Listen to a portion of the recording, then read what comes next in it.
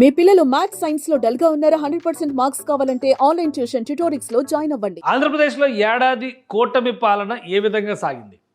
ప్రజల్లో పాజిటివ్ ఉందా? నెగిటివ్ ఉందా?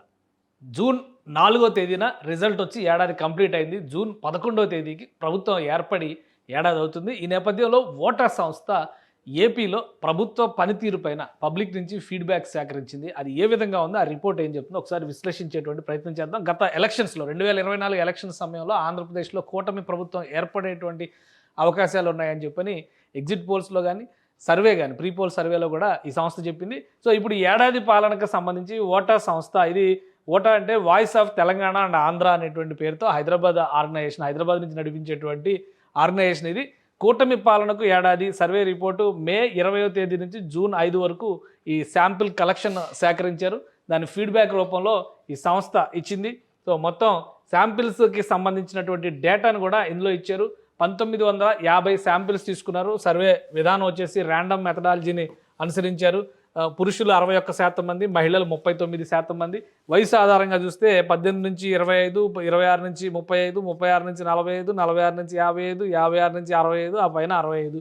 సో అందులో కూడా రేషియోస్ ఫాలో అయ్యారు. ఇందులో మళ్ళీ పని ఆధారంగా నిరుద్యోగులు, రైతులు, కూలీలు, ప్రభుత్వ ఉద్యోగులు, ప్రైవేట్ ఉద్యోగులు, రిటైర్డ్ ఉద్యోగులు, గృహిణులు, కార్మికులు, పెన్షన్దారులు, చిరు వ్యాపారులు, వీళ్ళందరినీ కూడా ఇందులో ఇన్వాల్వ్ చేశారు. ఆ పర్సంటేజ్కి సంబంధించినటువంటి డేటా కూడా ఇచ్చారు.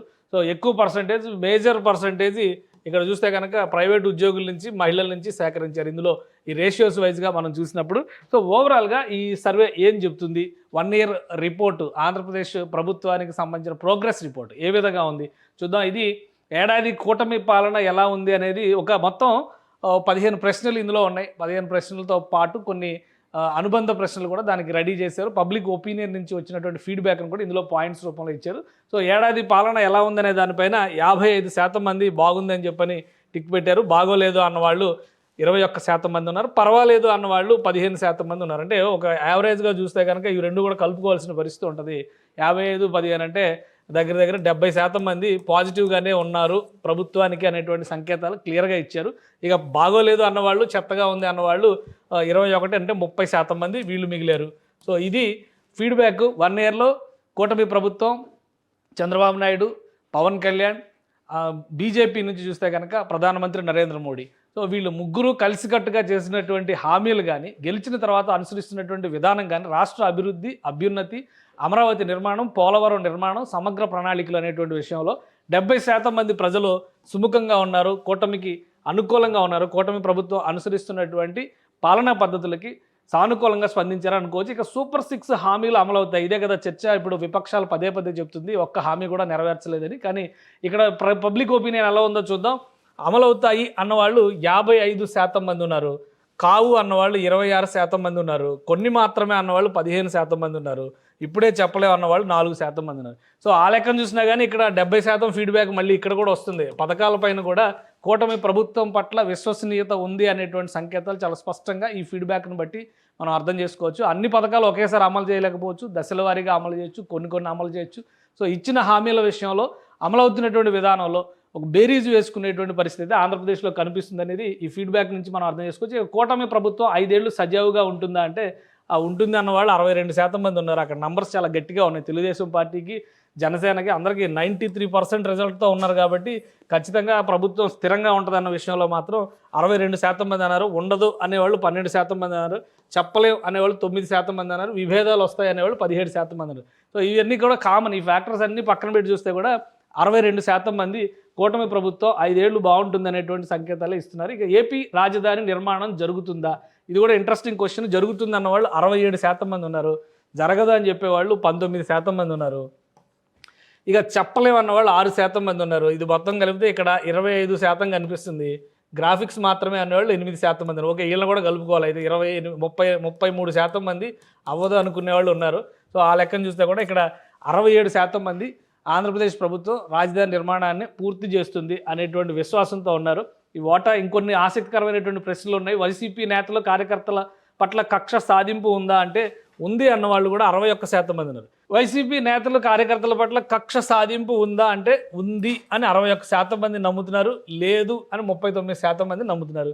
సో ప్రభుత్వం ఇప్పటికే కొన్ని నిర్ణయాలు తీసుకునేటువంటి క్రమంలో చాలా జాప్యం వహిస్తుంది. ముఖ్యంగా విపక్షం చేసేటువంటి కొన్ని విషయాల్లో తప్పుడు ప్రచారం కావచ్చు, అవాంఛిత వ్యాఖ్యలు కావచ్చు, తొందరపాటుతో చేసేటువంటి దురుసు ప్రవర్తనలు కావచ్చు, వీటిని నివారించడంలో కూటమి ప్రభుత్వం పైన సొంత పార్టీ కార్యకర్తల నాయకులే విమర్శలు చేస్తున్నారు. కానీ ప్రజల్లో వచ్చినటువంటి ఫీడ్బ్యాక్ ప్రకారం మాత్రం 61% మంది వేధింపులకు గురి చేస్తున్నారు విపక్ష నేతల్ని అనేటువంటి అభిప్రాయాలు ఉన్నారంటే కొంచెం ప్రభుత్వం ఇది ఆలోచించాల్సినటువంటి అంశంగానే చూడాలి. ఇక ఆరోది కూటమి వల్ల ఏపీ భవిష్యత్ ముఖ చిత్రం మారుతుందా అంటే అవును అన్నవాళ్ళు 23% మంది, కొంత మేరకు అన్నవాళ్ళు 45% మంది, కాదు అన్నవాళ్ళు 22% మంది ఉన్నారు, చెప్పలేం అన్నవాళ్ళు 10% మంది ఉన్నారు.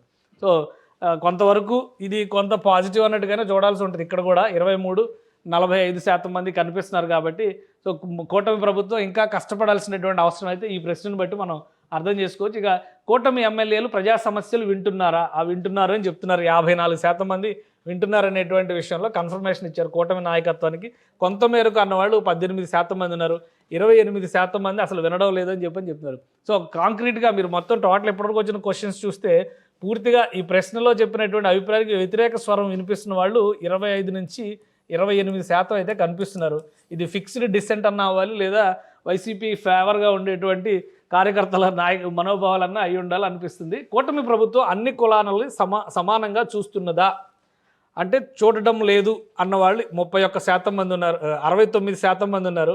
చూస్తున్నదే అన్నవాళ్ళు 31% మంది ఉన్నారు. సో ఇది ఒక్కసారి ఆలోచించాల్సినటువంటి అంశం. 69% మంది అన్ని కులాలని సమానంగా చూడడం లేదు అని భావిస్తున్నారు. సో ఇది చాలా ముఖ్యమైనటువంటి అంశం. 31% మంది మాత్రమే చూస్తోంది అని నమ్ముతున్నారు. సో కూటమి నాయకత్వం ఈ ప్రశ్నకి సమాధానాన్ని సరిచేసుకునేటువంటి ప్రయత్నం చేయాల్సి ఉంటుంది. అన్ని వర్గాలని, అన్ని కులాలని, అన్ని మతాలని కలుపుకుని వెళ్తేనే రాజకీయ భవిష్యత్తు ఎవరికైనా కానీ, రాష్ట్రానికైనా కానీ, పాలకులకైనా, ప్రభుత్వాలకైనా కానీ. సో ఇది ఆలోచించాల్సినటువంటి ప్రశ్న. దీనికి ఆసక్తికరమైనటువంటి సమాధానం వచ్చి ఇక జగన్ అసెంబ్లీకి రావాలా వద్దా? ఇది ఇంకా ఇంట్రెస్టింగ్ క్వశ్చన్. ఇది జగన్ అసెంబ్లీకి రావాలని 80% మంది ప్రజలు కోరుకుంటారు. జగన్ అవసరం లేదని 20% మంది అంటారు. ఇక 20%లో మాత్రం హార్డ్ కోర్ వైసీపీ ఉందని అనిపిస్తుంది ఇక్కడ చూస్తే డేటా. సో 80% మంది జగన్మోహన్ రెడ్డి గారు అసెంబ్లీకి రావాలి, ప్రజా సమస్యల మీద మాట్లాడాలి అని కోరుకుంటున్నారు. సో ఈ డేటా చూసిన తర్వాత, ఈ ఫీడ్బ్యాక్ చూసిన తర్వాత వైసీపీలో ఏమైనా మార్పులు చేర్పులు అంటే ఆలోచనలో మార్పులు ఏమైనా వస్తాయేమో చూద్దాం. అసెంబ్లీకి వచ్చి జగన్మోహన్ రెడ్డి ప్రజా సమస్యలపైన పోరాడాలని చెప్పని కోరుకుంటున్న వాళ్ళు 80% మంది. ఇక పవన్ కళ్యాణ్ని నడిపిస్తున్నది బీజేపీయే అనే ప్రచారాన్ని నమ్ముతున్నారా అంటే అవును నిజమే. 94% మంది పవన్ కళ్యాణ్ బీజేపీ చెప్పు చేతల్లో ఉన్న మనిషి అని నమ్ముతున్నారు. 6% మంది మాత్రమే కాదు ఆయన స్వతంత్రుడు అని నమ్ముతున్నారు. సో ఇది జనసేన పార్టీకి ఒక ఝలక్ ఇచ్చేటువంటి సమాధానంగా చూడాల్సి ఉంటుంది.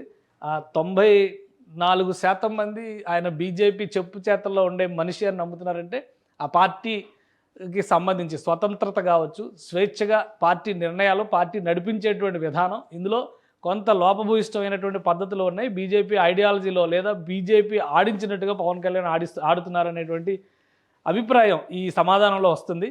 సో మొత్తం పవన్ కళ్యాణ్కి సంబంధించి కానీ, జనసేన పార్టీకి సంబంధించినటువంటి నాయకత్వం కానీ ఈ ప్రశ్నకి సమాధానాన్ని చూసిన తర్వాత ఆలోచించాల్సినటువంటి అంశం. ఇక ఎప్పటికిప్పుడు ఎన్నికలు వస్తే మళ్ళీ కూటమికి ఓటు వేస్తారా అంటే ఇది కూడా కూటమికి మంచి పాజిటివ్స్ అయినా. 56% మంది యాక్చువల్గా ఎలక్షన్స్లో గెలిచినప్పుడు వీళ్ళకి 55% వచ్చింది మరి మొత్తం కలిపి.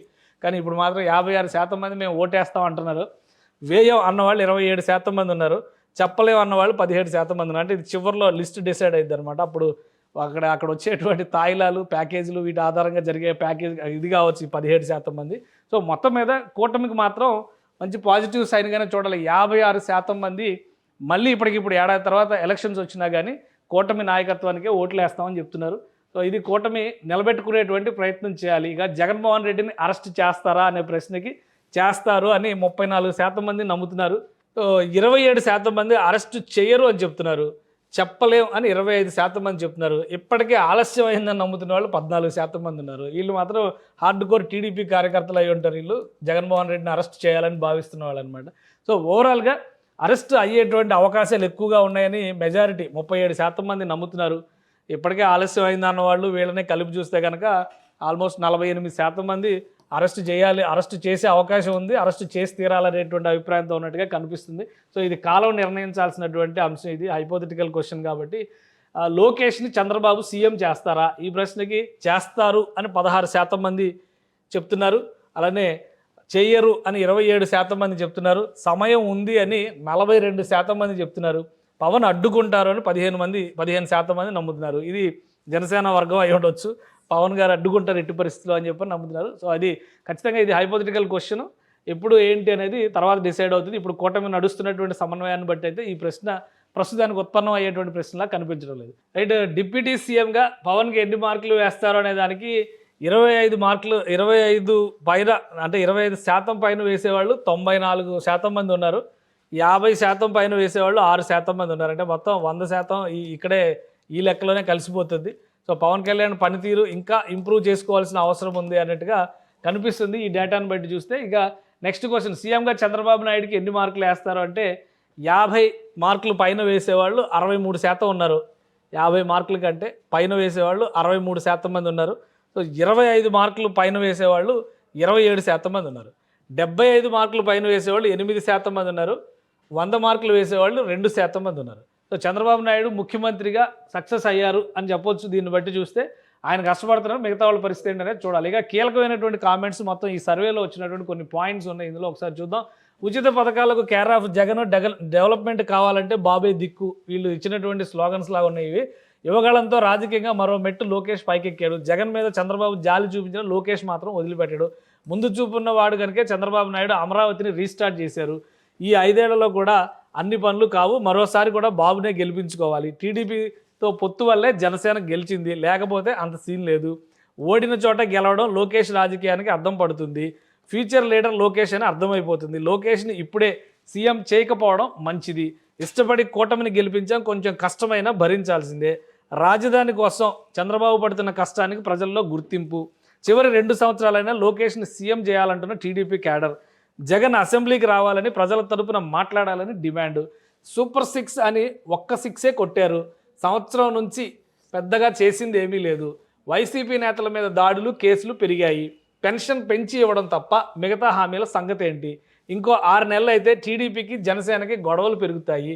మొత్తం ఏపీ పన్నులతో ఒక్క అమరావతినే డెవలప్ చేస్తారా? మహిళలకు ఉచిత బస్సు ఇస్తే తెలంగాణకు మించి గొడవలు జరుగుతాయి. జనసేన చాప కింద నీరులా విస్తరిస్తోంది. పవన్ అదే పనిలో ఉన్నారు. డిప్యూటీ సీఎంగా కన్నా పవర్ స్టార్గానే పవన్ అంటే ఇష్టం. అన్న క్యాంటీన్లు పేదల కడుపు నింపుతున్నాయి. వైసీపీకి ఓటేశారన్న కారణంతో కొన్ని కులాలకు ఇబ్బంది. జూనియర్ ఎన్టీఆర్ను తొక్కేస్తున్నారని అర్థమవుతూనే ఉంది.